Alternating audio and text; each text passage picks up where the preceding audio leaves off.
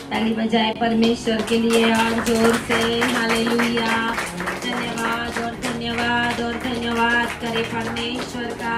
परमेश्वर ने हमें जिंदा रखा है, हालेलुया। परमेश्वर ने हमें एक नया जीवन दिया है, हालेलुया। परमेश्वर ने हमारी सांसों को वो जिंदा रखा है, हालेलुया। परमेश्वर ने आपके सारे कामों को आशीष दिया है, हालेलुया। परमेश्वर ने आपको अभी तक संभाला है, हालेलुया। परमेश्वर की दया और परमेश्वर की कृपा के लिए और जोर से बोलिए हालेलुया, हालेलुया। राजाओं के राजा और प्रभुओं के प्रभु को धन्यवाद करें। अपने मनों को परमेश्वर की हजूरी में लाए, हालेलुया। हर एक दुष्ट की शक्ति वो जो वचन को छोड़ती है उसको फायर करे, फायर करे, फायर करे। परमेश्वर आज आपको आजादी देने वाला है, हालेलुया, हालेलुया, हालेलुया। परमेश्वर की उपस्थिति में हम सभी हैं, हालेलुया। परमेश्वर की उपस्थिति हमें आशीषित करती है। परमेश्वर की उपस्थिति हमारे जीवन के अंदर अद्भुत कामों को करती है, आमीन, हालेलुया।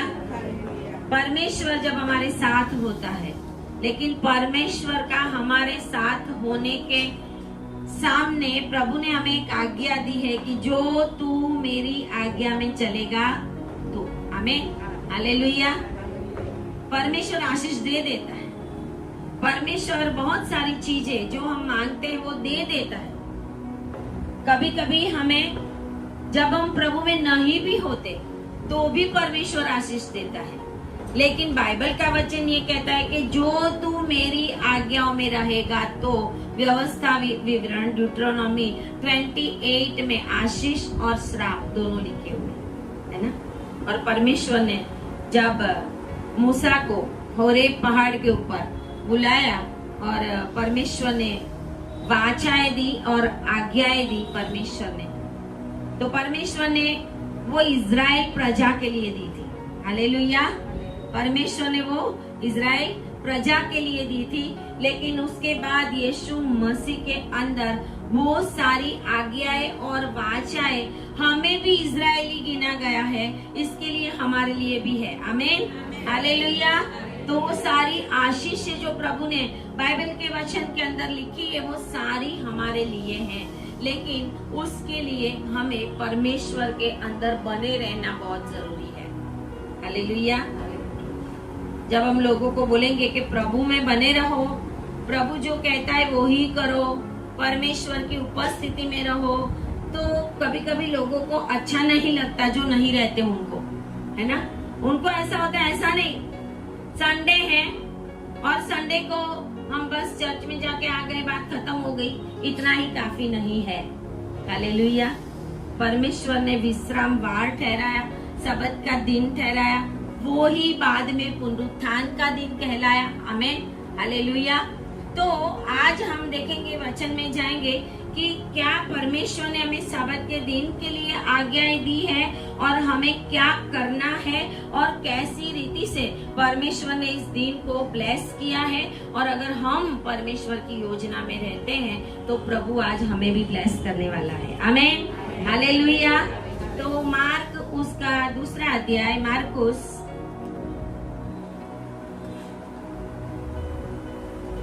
दूसरा अध्याय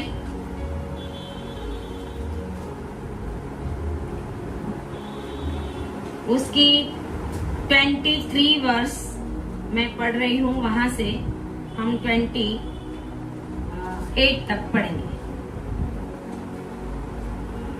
ऐसा हुआ कि वह सब्त के दिन खेतों में से होकर जा रहा था और उसके चेले चलते हुए बाले तोड़ने लगे। तब फरोसियों ने उससे कहा, देख, मैं सब्त के दिन वह काम क्यों करते हैं जो उचित नहीं। उसने उनसे कहा, क्या तुमने वह कभी नहीं पढ़ा कि जब दाऊद को आवश्यकता हुई और जब वह और उसके साथी भूखे हुए तब उसने क्या किया था। उसने कैसे अबियातार महायाजक के समय परमेश्वर के भवन में जाकर भेंट की रोटियां खाई जिसका खाना याजकों को छोड़ किसी को भी उचित नहीं, और अपने साथियों को भी दी। तब उसने उनसे कहा, सब्त का दिन मनुष्य के लिए बनाया गया है, ना कि मनुष्य सब्त के दिन के लिए। इसलिए मनुष्य का पुत्र सब्त के दिन का भी स्वामी है। आमेन, हालेलुया, हालेलुया। आए प्रार्थना करें। धन्यवाद और धन्यवाद पिता परमेश्वर, प्रभु आपकी महिमा करते हैं, स्तुति करते हैं आपके ये पवित्र वचनों के लिए। सब्त के दिन पिता परमेश्वर प्रभु आपने हमारे लिए ठहराया है, और आज पिता परमेश्वर इस वचन के ऊपर जब हम मनन कर रहे हैं प्रभु, आपका पवित्र आत्मा कार्य करे। यहाँ पर एक एक जन को आपका ये वचन छू ले प्रभु जी, और आपकी पवित्र वाणी प्रकट करने के लिए पवित्र आत्मा आप सहाय करें। प्रार्थना यीशु के नाम में मांगते हैं, आमेन, आमेन, हालेलुया, हालेलुया। तो यहाँ पर हम देखते हैं कि यीशु मसीह अपने चेलों के साथ सब्त के दिन, सब्त के दिन खेतों में से होकर जा रहा था। खेतों में से होकर परमेश्वर यीशु मसीह अपने चेलों के साथ जा रहे थे, और चलते हुए उनके चेलों को भूख लगी। बोलो भूख लगी, भूख लगी, हालेलुया। भूख लगेगी तो प्रभु हमें भोजन देगा। आमीन, हालेलुया। परमेश्वर हमें तभी भोजन देगा, आत्मिक भोजन, जब हमें भूख लगेगी। जो भूखे हैं उनकी भूख मिटाई जाएगी, और जो तृषित है उनकी तरस भी छिपाई जाएगी, वचन कहता है। आमीन, हालेलुया।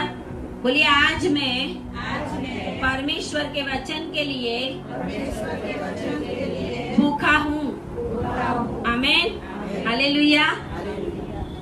सब्त का दिन, विश्रामवार परमेश्वर ने ठहराया था। व्यवस्था विवरण में परमेश्वर ने पुनः नियम में आज्ञाएं दी थी, और प्रभु ने बोला था कि ये विश्राम का दिन, विश्रामवार जब पृथ्वी उत्पन्न की, तब परमेश्वर ने 7वें दिन विश्राम लिया था। और उसके बाद ये पहाड़ के ऊपर जब मूसा को बुलाया, तब परमेश्वर ने कहा कि सब्त दिन पवित्र मनाया करो। आमीन, हालेलुया। सब्त का दिन जो है, हम कभी कभी उस दिन की वैल्यू नहीं समझते। परमेश्वर ने ये दिन परमेश्वर की महिमा करने के लिए, परमेश्वर की उपस्थिति में आने के लिए, प्रभु की स्तुति आराधना करके उनके पास बैठने के लिए बनाया है। आमीन, हालेलुया। लेकिन हम क्या करते हैं, आज मसीह लोग देखे तो संडे के दिन ही राह देखते होते हैं कि कौन सा हम पिक्चर देखने जाए, कौन सी मूवी देखेंगे, कौन सी जगह के ऊपर हम घूमने जाएंगे, होटल में जाएंगे। कभी कभी शादी भी होगी तो इसी दिन जो रिसेप्शन होता है वो भी रखा जाता है ना। सब कुछ हम करते हैं, लेकिन सब्त के दिन अगर हम परमेश्वर के पास नहीं आते तो फिर तो हम दोषी ठहराए जाएंगे। आमीन, हालेलुया। दोषी ठहराए जाएंगे, क्योंकि बाइबल के वचन के अंदर लिखा है कि कोई बिना कारण, अगर कोई ऐसा रीजन है तो ही हम परमेश्वर की उपस्थिति में ना जाए। नहीं तो अगर हमारे पास समय और सब कुछ अवेलेबल है, फिर भी हम प्रभु के पास नहीं जाते, तो फिर हम दोषी हैं। क्योंकि प्रभु ने ये दिन हमारे साथ इसके लिए ठहराया है कि हम प्रभु की उपस्थिति में जाइए। आमीन, हालेलुया। यहाँ पे चेले जा रहे थे खेतों में से, भूख लगी उनको शारीरिक भूख लगी थी, आत्मिक नहीं लगी थी अभी। आमीन, हालेलुया। उनको शारीरिक भूख लगी थी, और लिखा है कि जब वो बाले तोड़ने लगे, जिसको हम बोलते हैं गुजराती में कणसला, उसके अंदर खाना होता है, नहीं, छोटे छोटे दाने होते हैं। तो कौन सा खेत था वो पता नहीं, लेकिन वो तोड़ के वो खाने लगे। तब फरीसियों ने उसको कहा कि देख, ये सब्त के दिन वह काम क्यों करते हैं जो उचित नहीं है। इसका मतलब कि यीशु मसीह और उसके चेले जा रहे थे तो वो अकेले नहीं थे। आमीन, हालेलुया। अकेले नहीं थे, अकेले वो नहीं जा रहे थे, साथ में विरोधी भी जा रहे थे। हालेलुया। जब हम परमेश्वर की राह में चलते हैं तो आपको लगेगा कि ये हमारे साथ चलने वाला, ये हमारे साथ प्रार्थना में बैठने वाला, ये हमारे साथ प्रार्थना भवन में आने वाला, वो भी हमारे साथ ही है। तो कभी कभी ऐसा नहीं भी होता। आमीन, हालेलुया। यहाँ पर विरोधी भी उनके साथ चलते हैं। फरीसी तो विरोधी थे, शास्त्री तो विरोधी थे। क्यों पीछे पीछे चल रहे थे? वो कोई आत्मिक भोजन लेने के लिए नहीं चल रहे थे, है ना? वो कोई परमेश्वर का वचन सुनने के लिए नहीं चल रहे थे, लेकिन वो तो इसके लिए चल रहे थे कि प्रभु की किसी न किसी बात में गलती ढूंढे। प्रभु की क्या ढूंढे? गलती ढूंढे। जब हम प्रभु में चलेंगे ना, तो कभी ना कभी कोई लोग तो हमारी गलती ढूंढेंगे। अरे देखो ना, प्रार्थना कराई तो कैसी प्रार्थना कराई, है ना? अरे प्रार्थना कराई तो देखो, अरे वो ऐसा बोला वैसा बोला। कभी बोलेंगे अरे बाइबल ले लेके जाते हैं, कितना प्रार्थना करते रहते हैं, फिर भी कुछ भी नहीं। विरोधी तो हमारे बहुत है। हम शैतानी जो शक्तियां हैं जो विरोध कराती है, उनके सामने लड़ने की सामर्थ्य रखते हैं। आमीन, हालेलुया। यीशु मसीह के लहू के अंदर हमारे पास वो सामर्थ्य है। यीशु मसीह के पास वो सामर्थ्य थी, लेकिन जब तक यीशु मसीह क्रूस के ऊपर नहीं गए, तब तक यीशु मसीह आत्मिक युद्ध लड़े, अपना काम करते रहे। 3.5 साल तक वो अपना काम करते रहे। 3.5 साल यीशु ने इज़राइल के अंदर कैसी रीति से अपने जीवन को उस पृथ्वी के ऊपर, उस जगह के ऊपर, उस जमीन के ऊपर चलाया होगा कि आज सबसे ज्यादा यीशु मसीह को फॉलो करने वाले हैं। हालेलुया। यीशु मसीह को फॉलो करने वाले 3.5 साल में परमेश्वर ने क्या कर दिया। किसी को समझाने के लिए, किसी को बदलने के लिए बहुत समय लगता है, लेकिन यीशु मसीह ने इस पूरी दुनिया के अंदर अपना राज्य फैला दिया। उस समय भी भारत देश था, उस समय भी भारत देश था, क्योंकि ईस्टर के पुस्तक के अंदर और आगे के 1-2 जो पुस्तक है उसके अंदर भी हिंद का नाम लिखा हुआ है। हिंद से कूश तक अहाश्वेरोस राजा राज करता। एस्तर की पुस्तक में परमेश्वर का नाम उस समय भी यहाँ पर शायद आया होगा। क्योंकि कैसे आया होगा? क्योंकि जो 3 परमेश्वर की सेवा करने के लिए गए, यीशु मसीह जन्मा तब, जिसको हम मागी लोग बोलते हैं, तो यहाँ तक पूरब के देशों में उनका नाम फैला। यीशु मसीह का परमेश्वर ने कोई न कोई रीति से दर्शन दिया। उस समय में एक दूसरे देशों के साथ व्यापार भी चलता था। ये है कि एरोप्लेन वगैरह नहीं थे, लेकिन जहाजों के द्वारा, है ना, ऊंटों के द्वारा, प्राणियों के द्वारा, वो कितने दिनों तक सफर करके भी व्यापारी लोग व्यापार करते थे। इसके लिए हो सकता है यीशु मसीह का नाम उस समय भी यहाँ तक पहुंचा होगा। आमीन। और इसके लिए वेदों और पुराणों में भी यीशु मसीह के नाम का जिक्र है। आमीन, हालेलुया, हालेलुया। यहाँ पर हम देखते हैं कि वो विरोधी है, चेले खा रहे हैं और तुरंत ही वो बोलते हैं कि सबत के दिन वह काम क्यों करते हैं? क्योंकि फरीसी जो है वो भी तो ये यहूदी शास्त्र जानते थे, यहूदी व्यवस्था जानते थे, पक्के यहूदी थे। मूसा ने जो व्यवस्था दी थी उसके पक्के थे, वो कोई अन्य जाति नहीं थे। आमीन, हालेलुया। वो अन्य जाति नहीं थे। फरीसी और शास्त्री जो थे वो भी यहूदी जो व्यवस्था है वो जानते थे, मानते थे, सब कुछ करते थे। इसके लिए उनको पता था कि सब्बात दिन पवित्र मनाया करो, ऐसा परमेश्वर ने आज्ञा दी है और कहा है कि उस दिन कोई काम मत किया करो। मतलब ये लोग काम करते हैं, है ना, तोड़ते हैं और खाते हैं। इसके लिए वो बोलते हैं यीशु मसीह को कि ये लोग क्या करते हैं, सब्बात के दिन का जो नियम है वो तोड़ देते हैं। और क्या ये उचित है? जो उचित नहीं ऐसा काम तेरे चेले करते हैं। लेकिन यीशु मसीह जब उनसे बात करता है तो यीशु मसीह उनसे लड़ता नहीं। कोई हमारा विरोध करे, कोई हमारे लिए कुछ ऐसी बात बोले, कोई हमारे लिए गलत बोले, तो हम क्या हो जाते, तुरंत गुस्से होके कुछ ना कुछ बोल भी देते। कहाँ तक सातवीं पीढ़ी आगे की चली जाएगी। हालेलुया। हाँ, कहाँ तक बाप दादा मर गए तो भी उनका भी नाम आ जाएगा, है ना। लेकिन यीशु मसीह ऐसा नहीं करता। यीशु मसीह ने यहाँ पर अच्छे से उनको समझाया कि क्या तुमने यह कभी नहीं पढ़ा, क्योंकि तुम तो वो पढ़ने वाले हो, है ना। जो विरोध करने वाले थे वो बाइबल पढ़ने वाले भी थे, है ना। यहाँ पर विरोध करने वाले जो विरोधी थे तो वो भी यहूदी शास्त्र, यहूदी जो मूसा का नियम है जिसको व्यवस्था बोलते हैं, वो मानने वाले। इसके लिए प्रभु इनको बोलता है कि तुमने नहीं पढ़ा, क्योंकि वो पढ़े हुए थे। फरीसी और शास्त्री बहुत ज्ञानी थे, उनको सब पता होता था कि बाइबल के अंदर क्या। आज भी इजराइल के अंदर परमेश्वर के ऐसे लोग हैं, ऐसे ये इजरायली लोग हैं कि जो बाइबल में लिखा है, ऐसे यीशु मसीह बोलता है ऐसा, जीरे का और पुदीना का भी 10वां देते, एक नियम का पालन करते हैं। बाइबल के अंदर व्यवस्था में जो लिखा है वो ऐसे इजरायली है। जब इजराइल गए हो तो देखा होगा कि आपने वो दीवार के पास खड़े रह के हिल के वो परमेश्वर के आगे ऐसे ऐसे ऐसे ऐसे करके प्रार्थना करते रहते। छुपाए हुए लोग हैं। आमीन, हालेलुया, हालेलुया।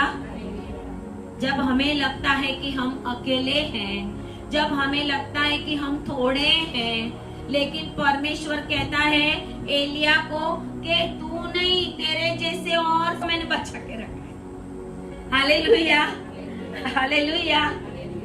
वो सोचता था मैं अकेला ही बाकी रहा। प्रभु बोला नहीं, ऐसा नहीं है।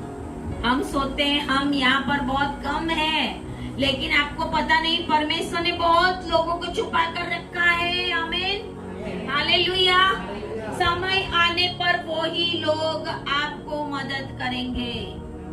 समय आने पे वो ही लोग आपके साथ खड़े हो जाएंगे, चाहे अन्य जाति के क्यों ना हो, क्योंकि आपकी गवाही, आप जिस जगह पे काम करते हो, आप किस रीति से रहते हो।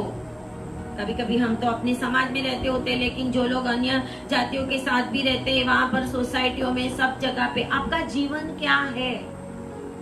जब आपके ऊपर दुख, संकट, तकलीफ आएगी, ऐसे विरोधी खड़े हो जाएंगे, तो परमेश्वर कहता है मैंने तेरे लिए, तुझे बचाने के लिए और भी लोगों को रखा है। आमीन, हालेलुया, हालेलुया। हम चिंता में पड़ जाते हैं। चेले होते तो बोलने लगते। एक बार चेले बोलते यीशु मसीह को कि वो यीशु मसीह के नाम से बैप्टिज्म दे रहे थे। आके बोलते प्रभु वो तेरे नाम से बैप्टिज्म देते हैं, जाके तो उसको मना कर दे। प्रभु बोलता है नहीं, जो मेरे पक्ष का है वो मेरे विरोध का नहीं है। जो मेरा ही काम करता है, मेरा ही काम करता है, मेरा ही नाम लेता है, मेरे नाम से भूत निकालता है, मेरे नाम से बड़े बड़े काम करता है, जो हमारे साथ में है, तो हमारा विरोधी। और परमेश्वर उनको यहाँ पे अच्छी शिक्षा देता है कि क्या तुमने नहीं पढ़ा बाइबल में। और बाइबल में लिखा है कि जब दाऊद को आवश्यकता हुई, बोलो आवश्यकता हुई, आवश्यकता मतलब जरूरत। दाऊद को जरूरत पड़ी थी, भूख लगी थी।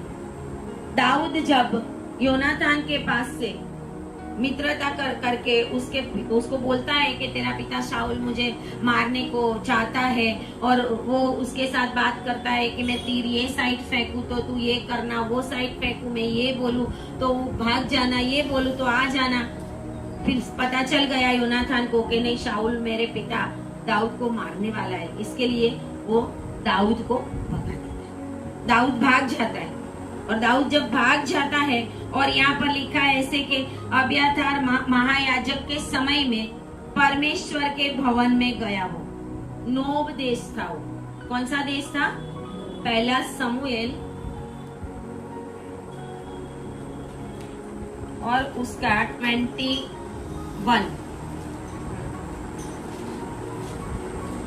पहला समूएल और उसका 21 चैप्टर।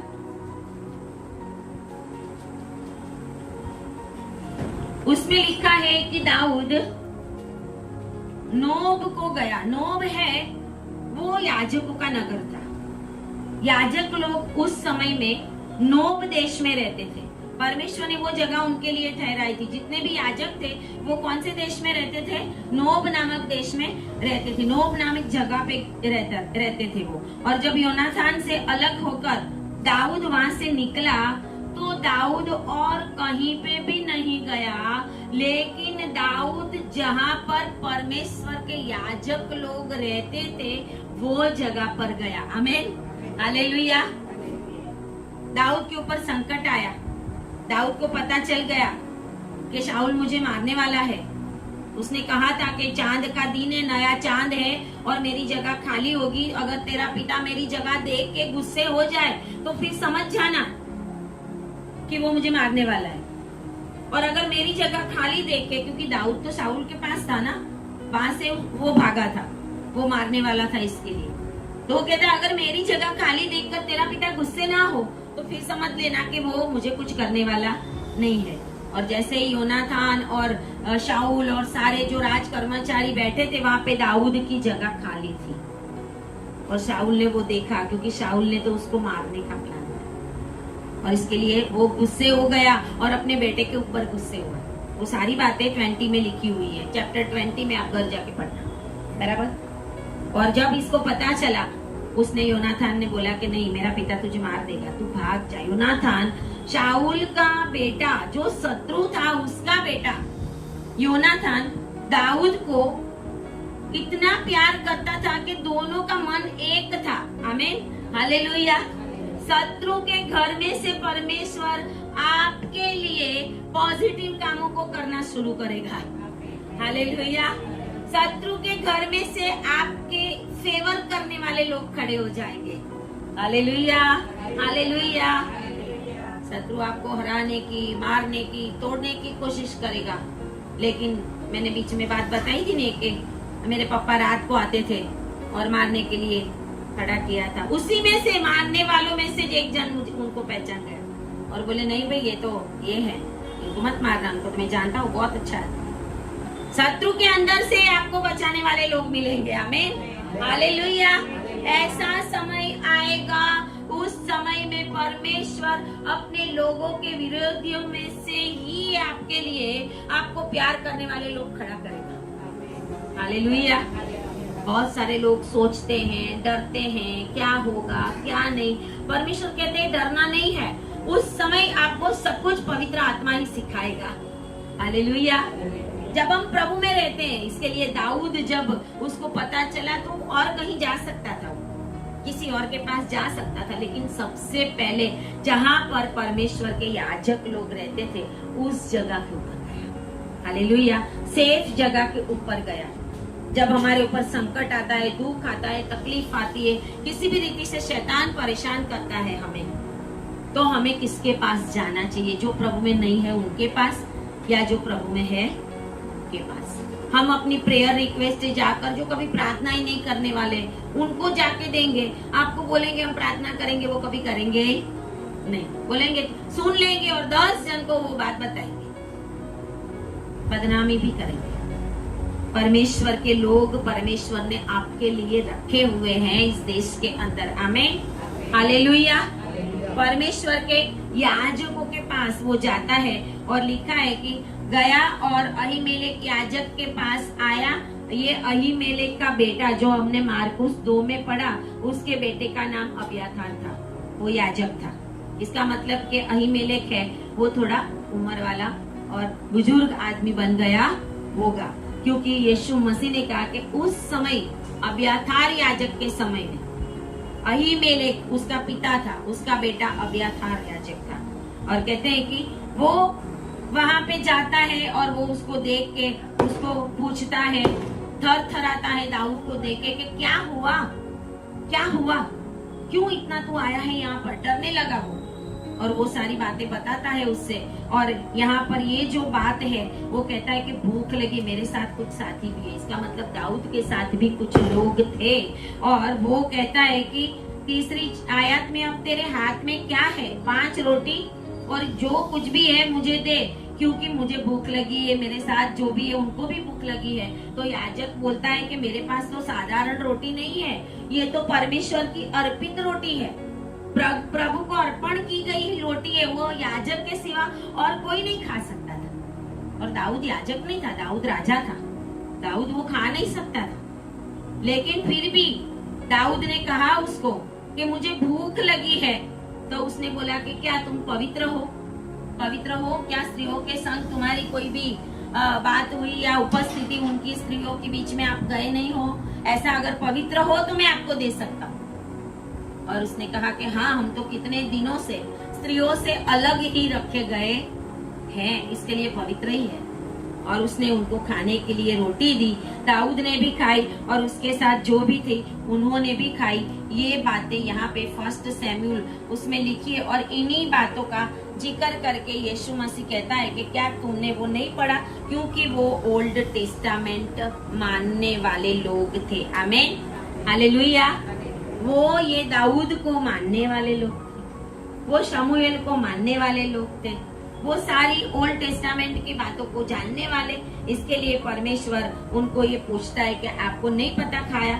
तो जब उन्होंने परमेश्वर की अर्पित की हुई रोटी खाई फिर भी उनको पाप नहीं लगा, क्योंकि उनकी आवश्यकता थी। आमीन, हालेलुया।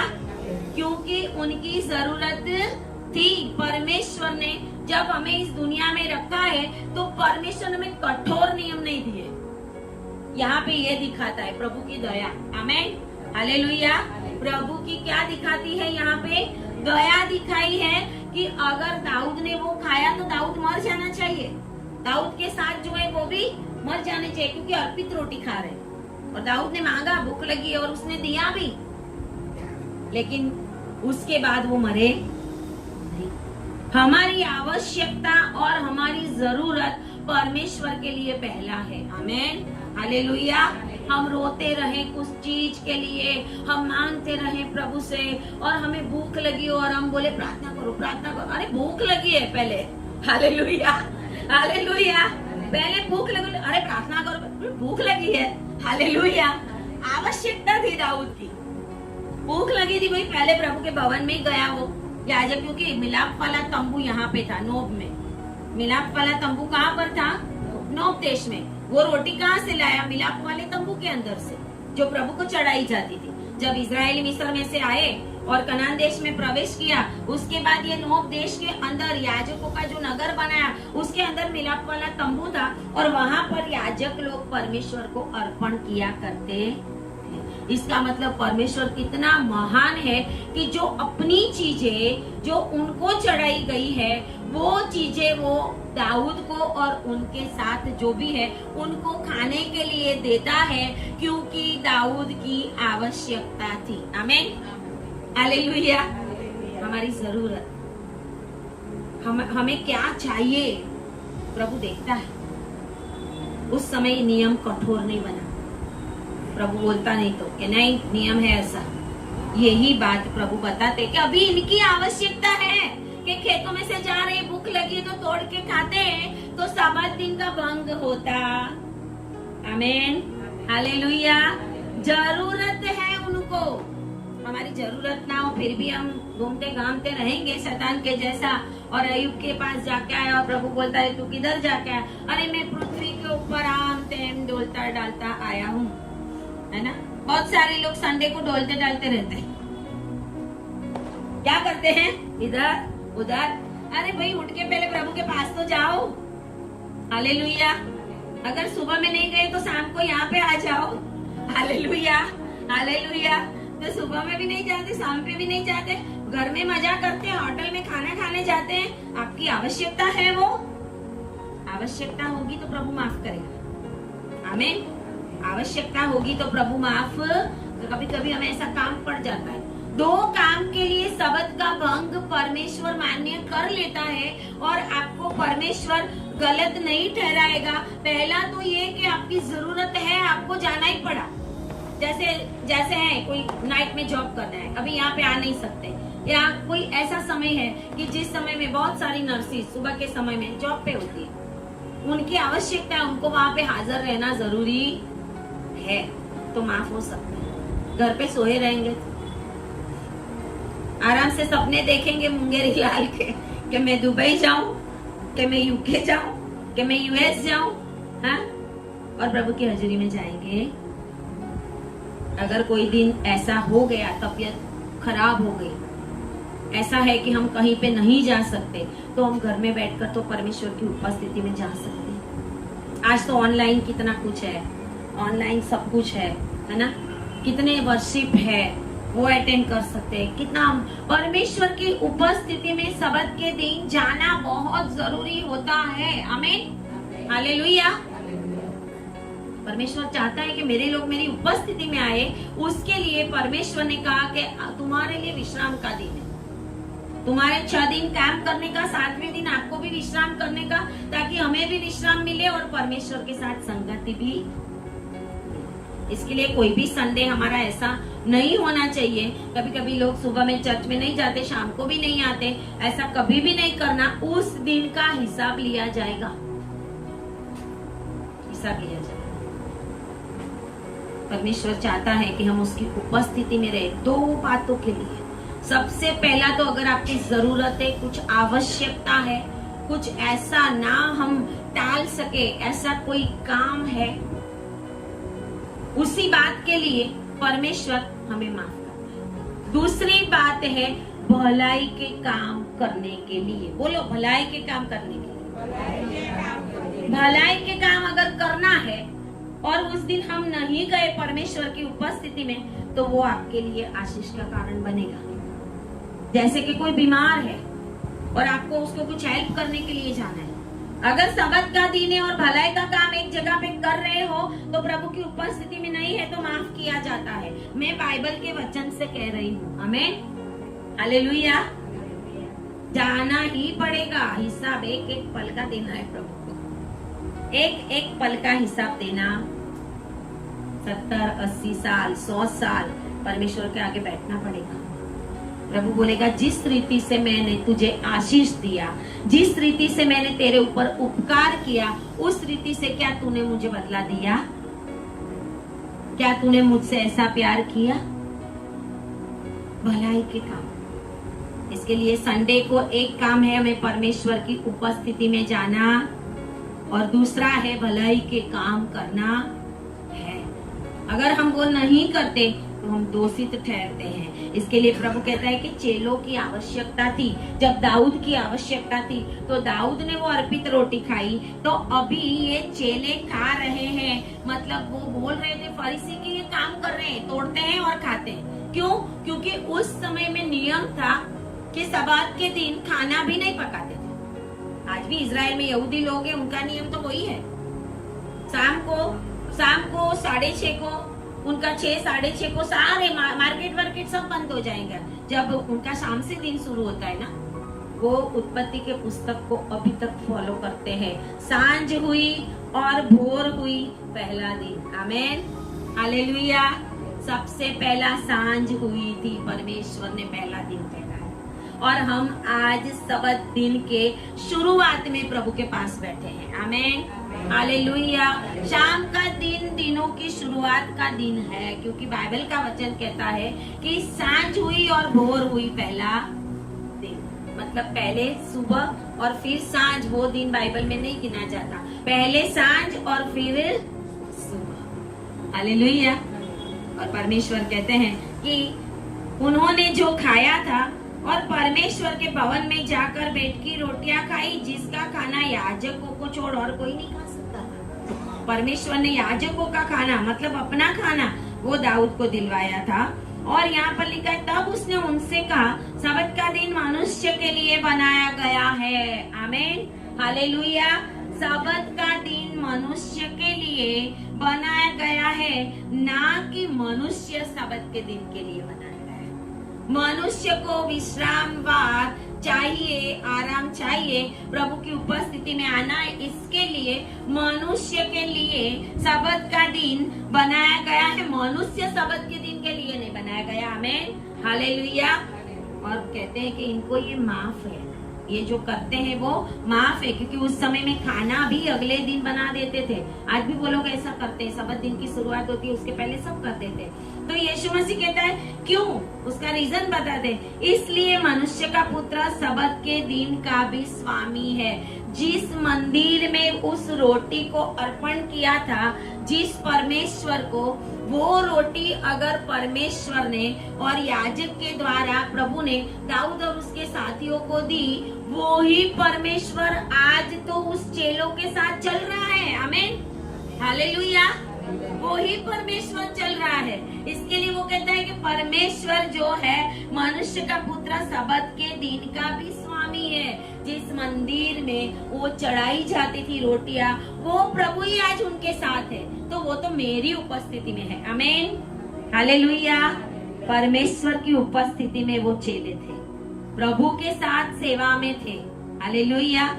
सेवा में भी विरोधी लोग ये विरोध करते हैं, अरे तो खा रहे हैं। प्रभु कहता है नहीं, क्योंकि मैं विश्रामवार का भी प्रभु हूँ। आमीन, हालेलुया। बोलिए परमेश्वर विश्रामवार का भी प्रभु है। परमेश्वर आज हमें यही कहता है। परमेश्वर ये कहता है कि जब आप परमेश्वर की उपस्थिति में हैं, जब आप परमेश्वर की उपस्थिति में हैं, परमेश्वर आपको सब कुछ खिलाएगा। आमीन, हालेलुया, हालेलुया। परमेश्वर की उपस्थिति में रहना पड़ेगा तो आपको आत्मिक भी मिलेगा और आपको फिजिकल भी खाना मिलेगा। ये प्रभु की उपस्थिति। हमें नहीं पता वो अनाज के दाने ऐसे ही उग गए होंगे यीशु मसीह के आने से पहले। आमीन, हालेलुया। यीशु मसीह तो बड़े बड़े चमत्कार करते थे। उन चेलों की भूख को उन्होंने जान लिया था कि ये चेले भूखे हुए हैं। आज जो हम प्रार्थना करते हैं, आज हमारी जितनी भी प्रेयर रिक्वेस्ट है, आज हमारा जितना भी प्रॉब्लम्स है, वो सारा परमेश्वर जानता है। और प्रभु ये पता है प्रभु को कि इनकी जरूरतें क्या है, आपकी जरूरतें क्या है, वो प्रभु जानता है। बाजू वालों को बोलो, आपकी जरूरतें परमेश्वर जानता है। आमीन। इसके लिए चिंता मत करो, इसके लिए चिंता मत करो। आमीन।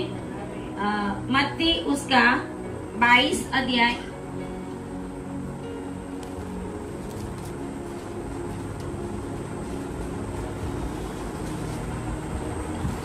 अध्याय और उसकी 34 आयत से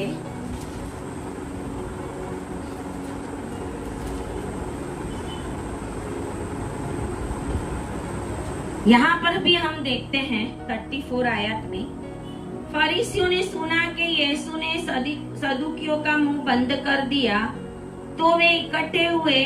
उनमें से एक व्यवस्थापक ने उसे परखने के लिए उससे पूछा, हे गुरु, व्यवस्था में कौन सी आज्ञा बड़ी है? यहाँ पर भी हम देखते हैं कि जहाँ जहाँ यीशु मसीह जाते थे, वहाँ वहाँ यीशु मसीह के पीछे पीछे उनके विरोधी भी चलते थे। आमीन, हालेलुया। आप जहाँ जहाँ जाते हो, वहाँ वहाँ आपके विरोधी भी होंगे ही, साइलेंट रीति से होंगे, आपको देखते होंगे। उसको बोलते हैं मॉनिटरिंग स्पिरिट। क्या बोलते हैं? Monitoring spirit. आज भी ये स्पिरिट है। आप क्या करते हैं, क्या नहीं करते, कहाँ जाते हैं, क्या खाया आज, क्या नहीं खाया। मॉनिटरिंग स्पिरिट ऐसी है, आपके पीछे पीछे घूमेगी।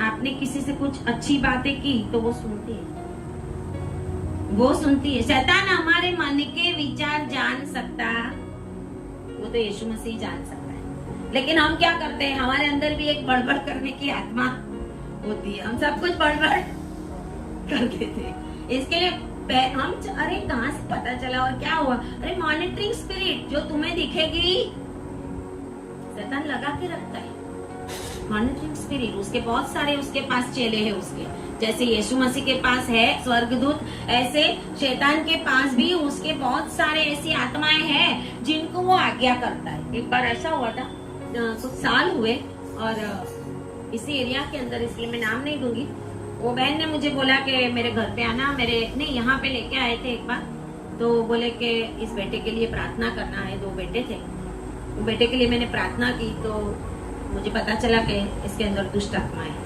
और परमेश्वर ने मुझे ऐसा रिवील किया कि उनके घर पे जाके प्रार्थना कर, क्योंकि घर में भी बंधन है। तो मैंने बोला कि मैं आपके घर पे आऊंगी और फिर प्रार्थना करूंगी। तो मैं उनके घर पे गई। उनके घर पे गई तो दोनों बेटे बैठे थे, एक शायद 10 साल का, 12-13 साल का था, एक 4-5 साल दूसरा छोटा था। और उनके वहां जाके तो मैंने प्रार्थना शुरू किया। तो जो पहले वाला थोड़ा बड़ा था वो डिमोनिक एक्टिविटी करने लगा सब। फिर मैं देख रही हूँ तो थोड़ी देर के बाद वो दूसरा था वो भी ऐसा करने लगा। अभी वो दूसरे के अंदर भी वो स्पिरिट है, वो मुझे पता नहीं था। इसके लिए प्रभु ने मुझे अगुवाई की कि उनके घर पे जाना, ताकि दोनों बैठे होंगे। हालेलुया। क्योंकि उनकी आवश्यकता थी कि उनको छुटकारा मिले। आमीन, हालेलुया। मैंने वहां जाके प्रार्थना की और मैंने बंधन तोड़ा। आप नहीं मानोगे, इतना बड़ा जो पतेला जैसे होता है ना, पतेला हिंदी में पतेला बोलते, तो उसके अंदर मैंने वो वॉमिटिंग जैसे करने लगा। तो मैंने बोला कुछ नीचे रख दो, बहुत बड़ा था, वो रखा उसके नीचे। इतनी ग्रीन कलर की वॉमिटिंग उसने की, पता नहीं इतना पानी, लगभग आधे घड़े के जितना पानी उसके अंदर से निकला। और दोनों उसी दिन फ्री हुए। हालेलुया। दोनों उसी दिन फ्री हुए। और आज वो बच्चे बड़े भी हो गए, 8-10 साल पहले की मैं बात करती हूँ। उसके बाद कभी भी आए नहीं। हालेलुया। ऐसे लोगों के लिए भी परमेश्वर का हम धन्यवाद करते हैं कि प्रभु ने उनकी आवश्यकताओं को देखकर हमारा उपयोग किया। प्रभु ने पवित्र आत्मा के द्वारा उनको फ्री कर दिया और वो बच्चे आशीषित हो गए। हालेलुया। प्रभु आवश्यकता जानता है। प्रभु आवश्यकता जानता है। प्रभु अपने लोगों की एक एक चीजों को जानता है कि इनको क्या चाहिए। कभी कभी तो लोगों को पता ही नहीं होता कि ऐसी ऐसी दुष्ट आत्मा हमारे घर के अंदर कार्य कर रही है, लेकिन प्रभु सेवक को रिवील कर देता है और वो लोग छुटकारा पाते हैं। परमेश्वर कहता है कि उनकी आवश्यकता क्या है, वो मेरे लिए पहली चीज है। मैंने पहली आज्ञा तो दी है। यीशु मसीह ने बोला था कि परमेश्वर को शरीर, प्राण, आत्मा से, मन से प्यार करो। वो सबसे बड़ी पहली आज्ञा है, परमेश्वर को प्यार। और दूसरी क्या है तो कहा कि अपने पड़ोसी को प्यार कर। लेकिन उसके आगे एक वर्ड है, पड़ोसी को अपने जैसा प्यार कर। आमीन, हालेलुया। पड़ोसी को प्यार करना कोई आसान नहीं है। आसान है? आसान नहीं है। लेकिन प्रभु ने तो वही बोला है। क्या करेंगे हम? बहुत कुछ सैक्रिफाइस करना पड़ता है। आमीन, हालेलुया। बहुत कुछ सैक्रिफाइस करना पड़ेगा हमें, क्योंकि परमेश्वर ने जो आज्ञाएं दी है वो आज्ञाओं के अनुसार हमें चलना है। और इसके लिए परमेश्वर कहता है, उसी वो लोगों को परमेश्वर बात करता है उस समय। मत्ती 12 अध्याय में हम देखेंगे,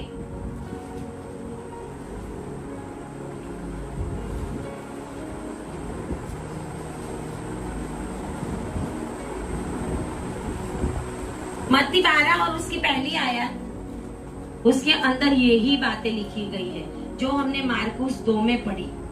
यही है उसके अंदर लिखा हुआ है। और ये जो हमने बातें पढ़ी वो ही है 1 से लेकर 8 में। लेकिन उसके बाद 9वीं आयत में यीशु मसीह वहां से भी चलकर एक आराधनालय में आया। कहाँ पे आया? आराधनालय में। बोलो प्रभु यीशु मसीह आज इस आराधनालय में है। Hallelujah, hallelujah. इसके लिए आपकी सारी जरूरतें पूरी होने वाली है।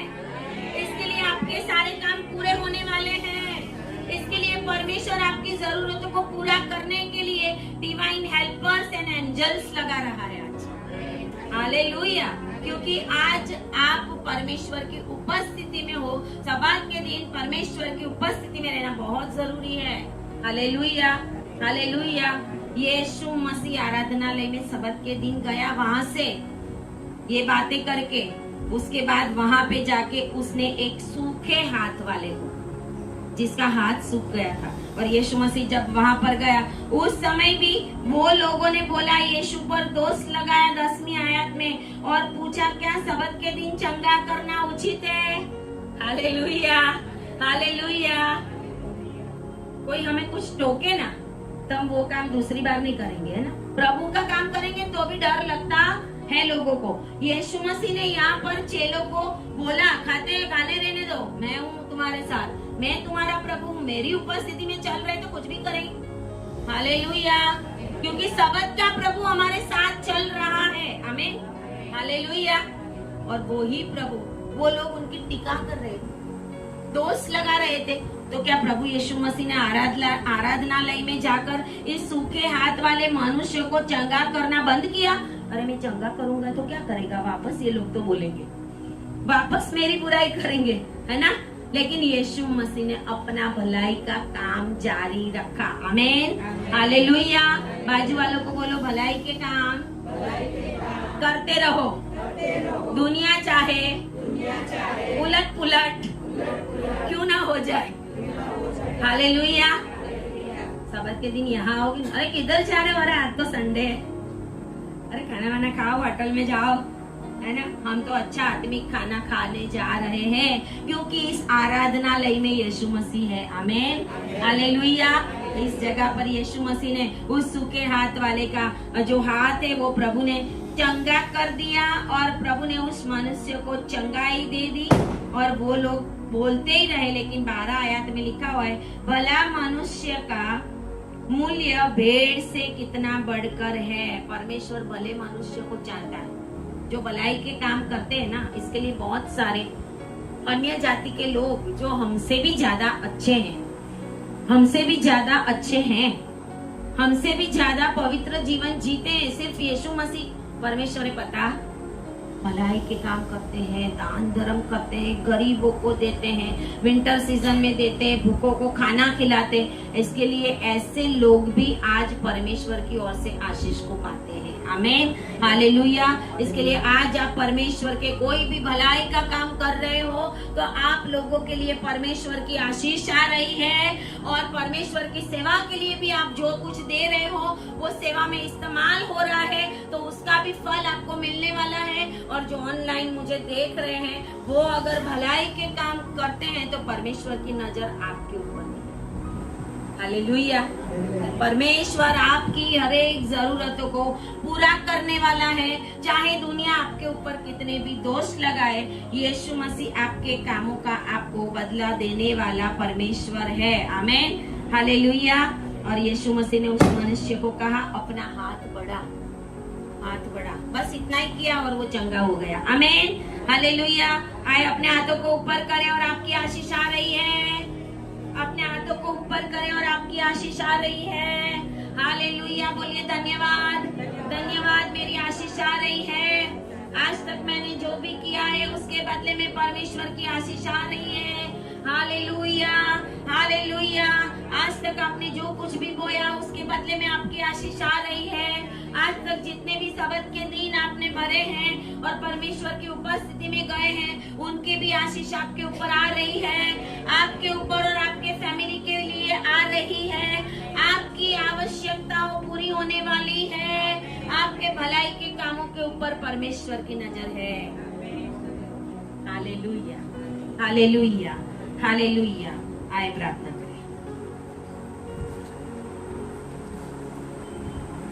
धन्यवाद और धन्यवाद पिता परमेश्वर। प्रभु आपकी महिमा हो, आपकी स्तुति हो प्रभु। आज सबत के दिन प्रभु आपने 2 मकसद के लिए प्रभु जी, सबत के दिन में आपकी उपस्थिति में नहीं आते उन लोगों के लिए प्रभु जी, वो आपने बताया पिता परमेश्वर के आपकी उपस्थिति में आना बहुत जरूरी है। जो लोग आज भी प्रभु आपकी उपस्थिति में नहीं आते, ऐसे आपके मसीह लोगों के लिए प्रभु प्रार्थना करते। जो वचन आज इन्होंने सुना है वो जिंदगी भर याद रखे पिता परमेश्वर। इस सबत के दिन हमें परमेश्वर की उपस्थिति में जाना है और परमेश्वर की आशीषों को पाना है।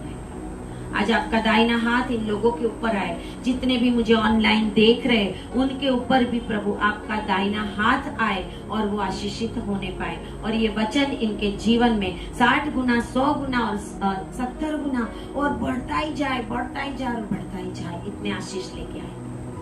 ऐसा होने दे पिता परमेश्वर। प्रार्थना यीशु के नाम में करते हैं, आमीन, आमीन, हालेलुया। ताली बजाए परमेश्वर के लिए, बोलिए धन्यवाद, 5 बार बोलिए धन्यवाद। हालेलुया।